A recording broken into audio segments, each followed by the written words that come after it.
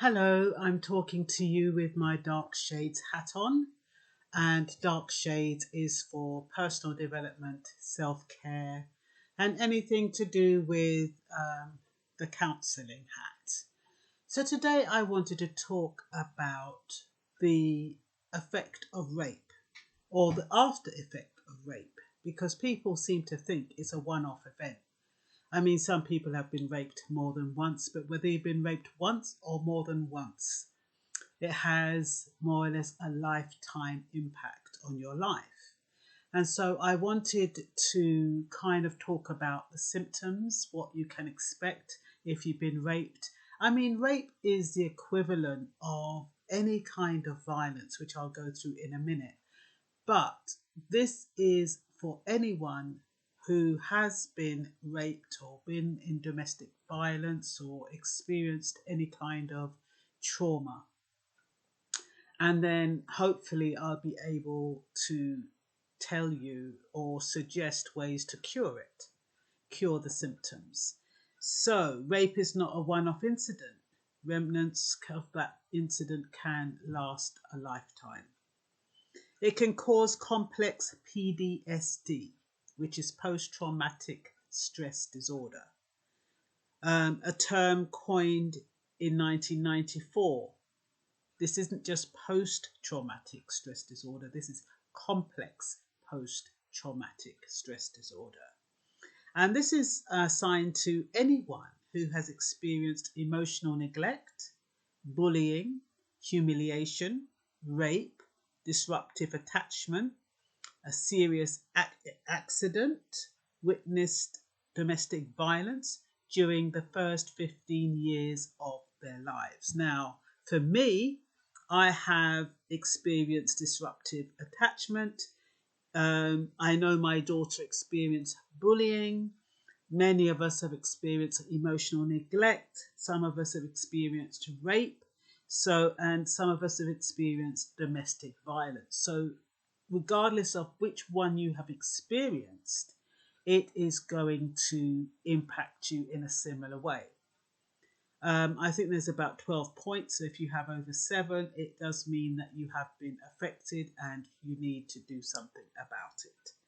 So 20% are undiagnosed. So we've got 20% of people who have gone through some kind of trauma, may have denied that it's trauma or suppressed the symptoms, and they're just walking around wondering why they're behaving the way they do, why they can't manage relationships, why they're so irritable, why they're so short-tempered, why they, a lot of whys.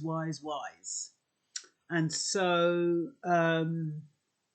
they're not sure what to do about it, who to speak to about it, and they don't even know what it is. They haven't got a clue. So if I try to help by telling you what the symptoms are of complex post-traumatic stress disorder, then you'll be able to determine whether or not it applies to you, and you can start working your way to feeling better and doing something about your condition. So, rape encompasses most of the above. So, when you think about rape, it does encompass emotional neglect. The rapist doesn't care about my feelings. Bullying, he's bigger than me. And I know there's men, but I can't keep going back and forth and say he, me, because every time I do these videos, people say, oh, do one about men. Or men are being raped as well, and men are being violated as well. Well, since you know that, why don't you do a video about it? We all are here to help each other. I can't carry the banner for everyone. So if it's something you know that needs to be done, why don't you take the initiative and talk about it? You don't need any experience. All you need is the platform and the mouth and the voice and the background. So that I'm not saying that in a disrespectful way. It's just that it's a bit tiring every time I talk about this subject that pertains to women. I get told, oh, men experience this too. I've taken that into consideration. We have to accept that this happens to both men and women, but this video is about women. Probably because I'm a woman.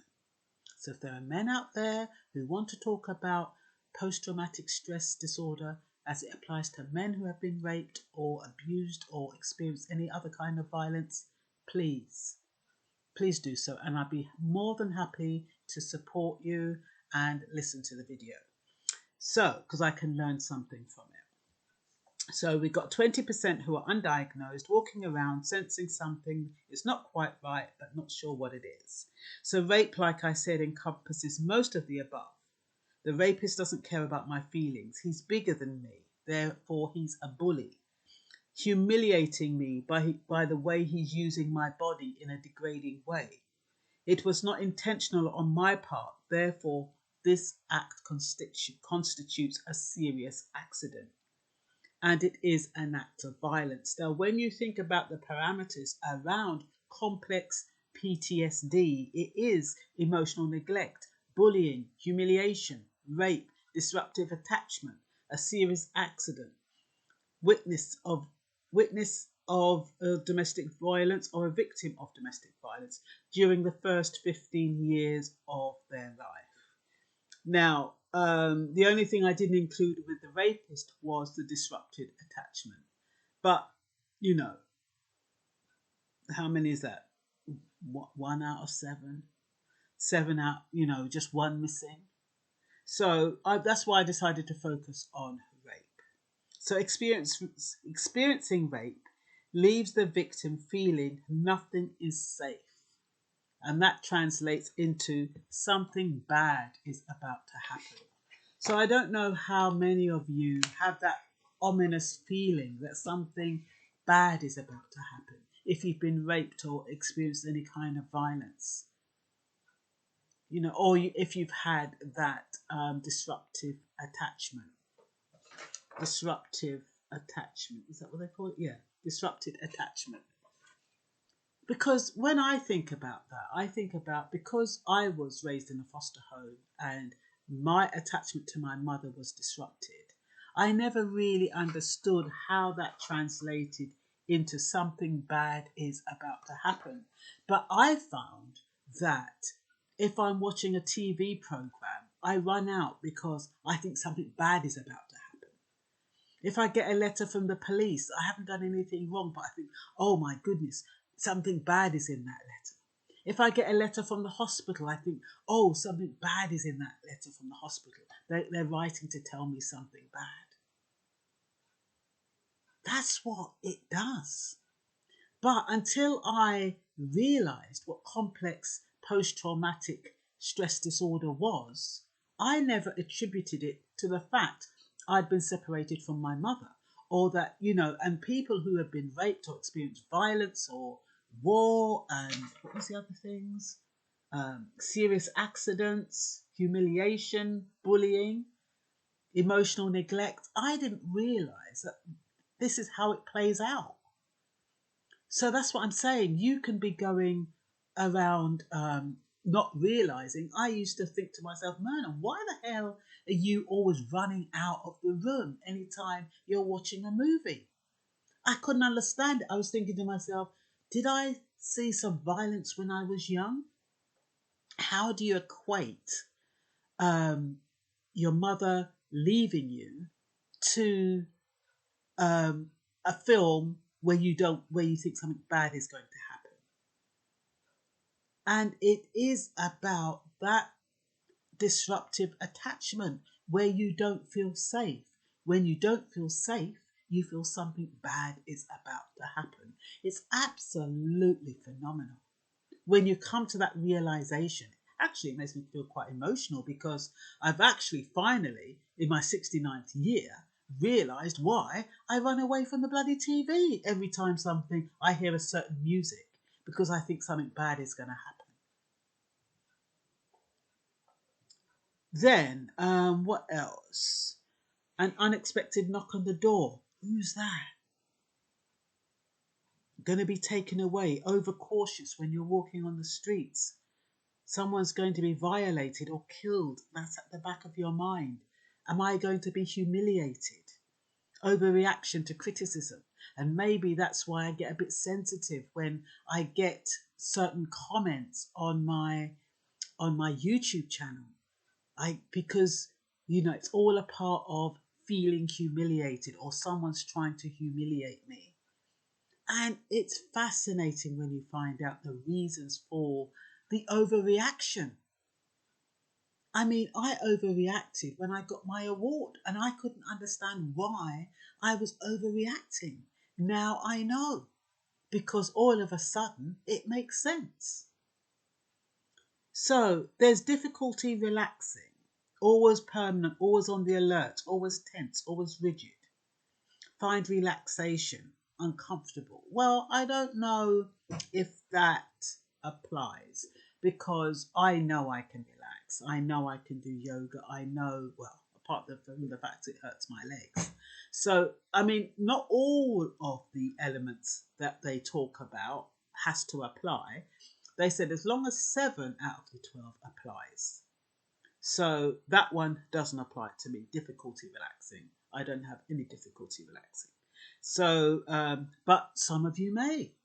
And so if it's something that you find difficulty doing, put a ticker, write that one down and put a tick against it. The same way is something bad is about to happen. If that's how you feel that something bad is about to happen, write that down as a symptom so you know what you're dealing with. Appalling self-image. Well, I used to have an appalling self-image. I didn't like the way I looked. I was criticizing myself. Look at this, look at that. Now I've accepted myself with all my warts, and so I've managed to get over that part. But there'll be many of you out there who maybe the incident is much newer, and you are feeling really like you don't like your face, you don't like your body. When you've been violated or defiled, it's very difficult to kind of get to grips with that. And I remember watching Tanya Stevens' video when she was raped, and she said she felt dirty all the time for a very long time.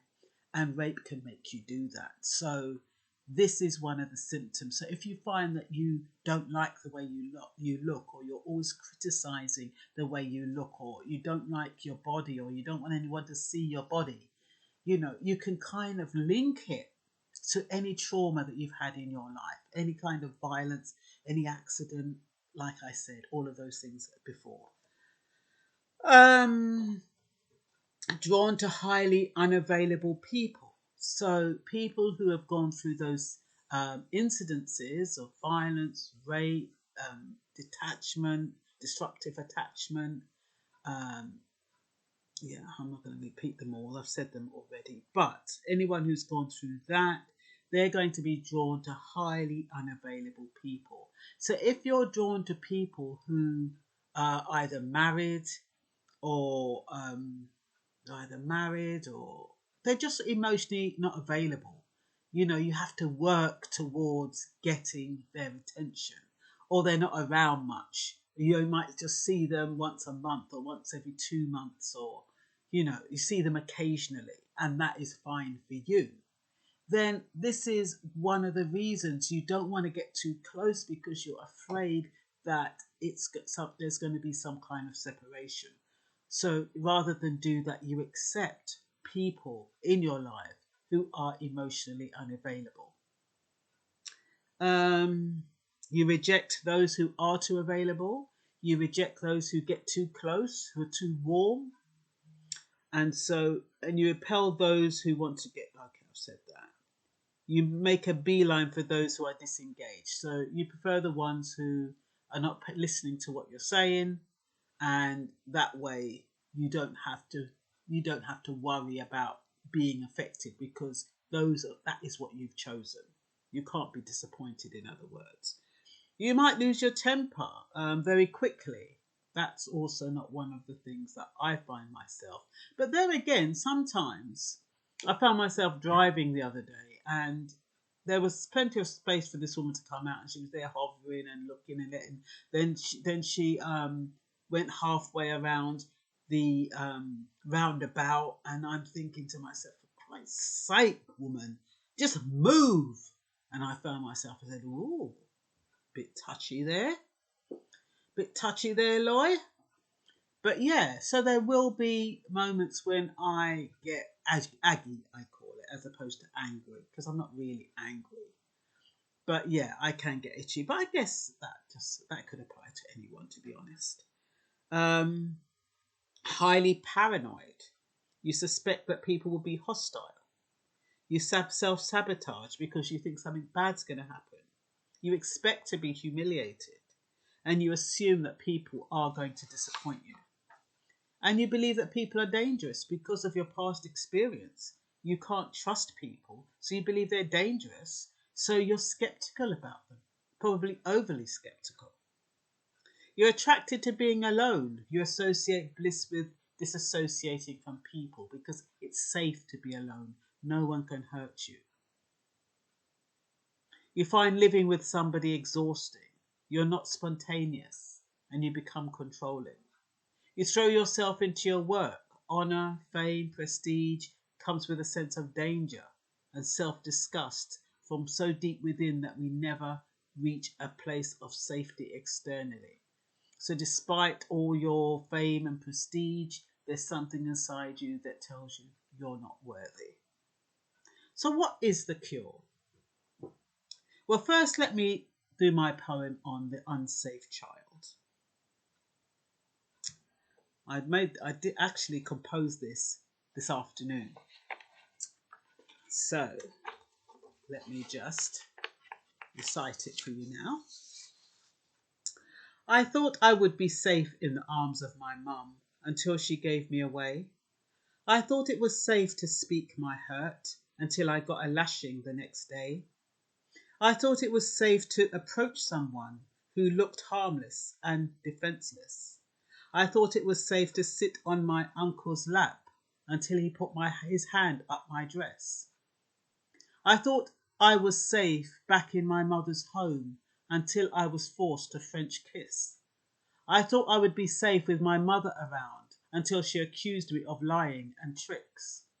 I thought it was safe being a child until I realised that my mother was never there. And now as an adult, I've learned to accept safety can only come with self-care. So that was The Unsafe Child. And what I tried to do in that was to put myself in the position of different people who have gone through emotional neglect, rape, even though the child hasn't been raped, but emotional neglect, rape, violence. No, she wasn't really violent. But to be honest, this is psychological violence on the child. So what I've tried to do is pick out incidences from those traits or the symptoms and form this poem. And I can do that. You tell me your story, I can create a poem. That's what I do. Some of my poems in my book, Poetry's Promise, they tend to come from my lifestyle. But I can actually contrive poetry. And they'll be just as powerful as though I wrote them myself. So we were made to feel that nothing about who we were was acceptable. So what is the cure? Number one, realize that we have come through something terrible and we have not until now properly digested it because we haven't until now had a kind and stable place to do so. 2, we are a little unstable because long ago the situation was genuinely awful. When we were small, someone made us feel extremely unsafe, even though they might have been our parents, our relatives, or our friends. In quotes. In the name of being brave, we have had to endure some difficult separation situations. repeated over the years. No one reassured us of our worth. We were judged with harshness. This is inspired by the School of Life. Emotional neglect in high-achieving families can be as damaging as active violence in deprived ones. So, stop behaving brave. You don't have to behave brave anymore. You can relax a little bit. That was then, now is now. Feel compassion for who you were.